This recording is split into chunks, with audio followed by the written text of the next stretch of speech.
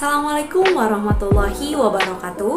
Perkenalkan, nama saya Syifa Fauziah dengan NIM 1902303 dari Prodi Pendidikan Masyarakat 2019, Fakultas Ilmu Pendidikan dan Universitas Pendidikan Indonesia tentunya. Nah, izinkan saya kali ini untuk memaparkan mengenai esai yang telah saya buat sebagai tugas pengganti dari kegiatan tutorial. Tema yang saya ambil yakni berbagai ragam komunikasi di media sosial, problematika dan solusinya. Lalu judul yang saya angkat sebagai esai yakni Kopi Bertaring, pendidikan daring bikin pusing, tetaplah praying. Nah, terinspirasi dari kemunculan COVID virus corona pada tahun 2020 ke Indonesia, mematikan semua kegiatan, aktivitas seluruh masyarakat yang ada di Indonesia saat itu. Nah, kebetulan saya waktu itu menginjak pada semester 2 awal. Kebetulan waktu itu juga saya masih berkuliah secara offline. Nah, pada sekitar bulan Maret itu dirumahkan kegiatan perkuliahan itu, dan seluruhnya kegiatan pembelajaran pendidikan di Indonesia itu semuanya dirumahkan, jadi mulai PAUD, TK, SD, SMP sampai SMK dan jenjang perguruan tinggi. Nah, setelah dirumahkan sempat diliburkan beberapa minggu, setelah itu dipulihkan kembali dan melakukan kegiatan pembelajaran secara daring di rumah. Akibat kemunculan COVID itu, keputusan seperti itu pun harus dilakukan gitu. Bahkan mudik pun dilarang gitu. Nah, saya akan berfokus pada kegiatan pendidikannya gitu, secara daring dilakukan di rumah.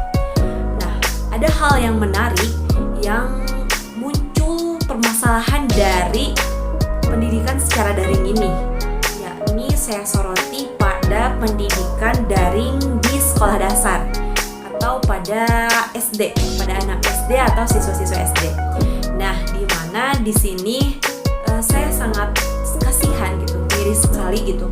Anak pada usia-usia itu harus dituntut untuk belajar dari rumah secara daring gitu, melakukan penyelesaian tugas-tugas yang diberikan oleh guru, dan harus mempunyai kuota yang banyak untuk melakukan kelas bertatap muka secara daring, secara online melalui gadgetnya.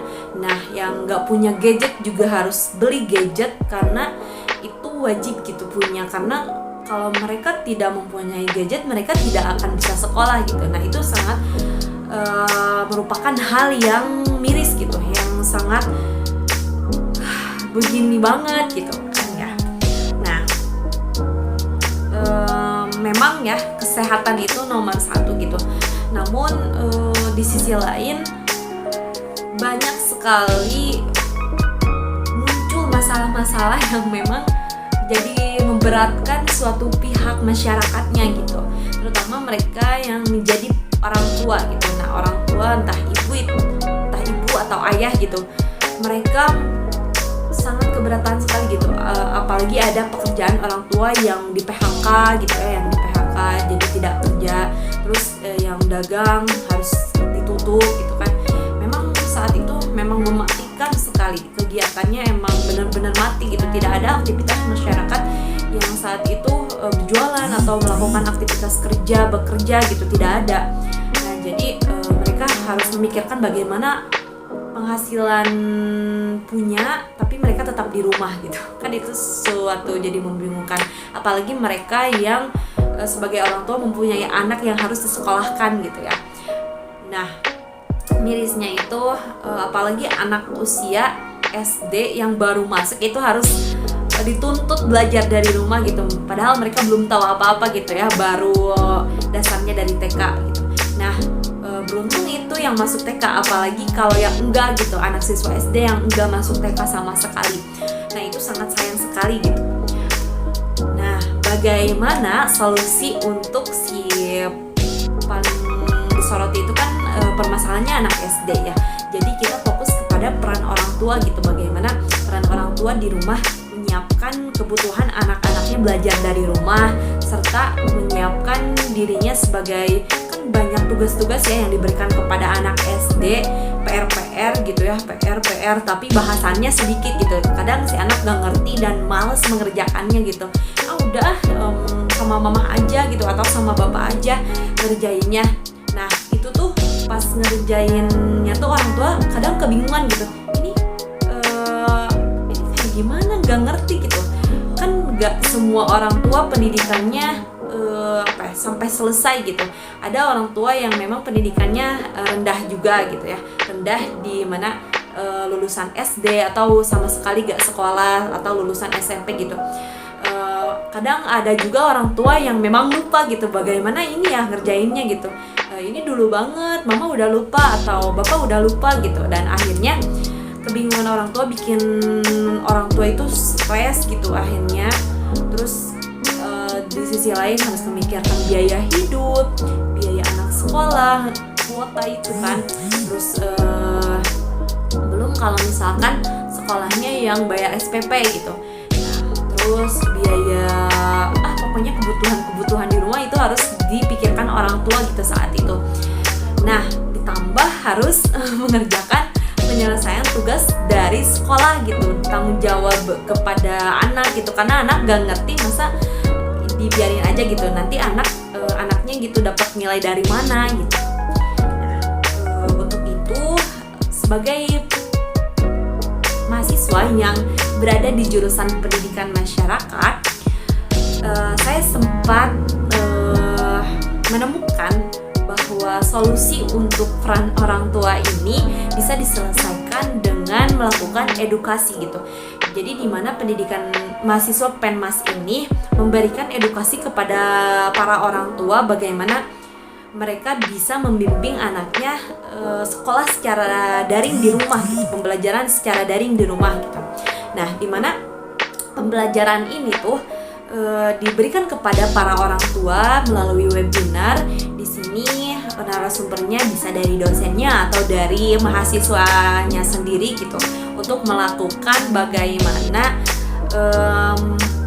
membimbing atau mendampingi anak belajar dari rumah gitu, supaya gak stres, dan bisa juga memberikan edukasi tambahan pekerjaan untuk melakukan penghasilan dari rumah gitu kepada orang tua, terutama ibu-ibu nih, bisa membelajarkan penjualan secara online gitu. Nah, penjualan secara online kan sekarang lagi marak, lagi benar-benar booming banget, viral banget ya penjualan secara online. Nah, dari rumah aja bagaimana orang tua bisa menghasilkan uang gitu kan, itu lumayan banget, bisa tambah-tambah buat nutupin kebutuhan yang ada di rumah. Jadi itu solusinya. Dan yang terakhir, kita harus tetap berdoa dan berusaha, karena tadi udah kan berusahanya kita memberikan, sebagai mahasiswa Penmas kita memberikan solusi. Ayo kita melakukan edukasi bagaimana cara mendampingi anak belajar dari rumah gitu. Nah, sisi lainnya tetaplah berdoa gitu, karena usaha tanpa doa itu bagaikan sayur tanpa garam gitu, hambar gitu. Jadi kalau misalkan kita usahanya udah keras, tapi kalau misalkan berdoanya kurang, itu sama sekali nihil gitu, tidak akan maksimal gitu. Karena tapi kalau kita berdoa dengan penuh hati, ikhlas, sungguh-sungguh gitu, diberikan kemudahan, diberikan kesehatan, terutama ya di masa COVID-19 ini, berdoalah gitu, berdoalah, karena usaha sudah, lalu kita berdoa gitu, karena doa itu memang bisa merubah segalanya gitu, yang kita kesusahan insya Allah dimudahkan.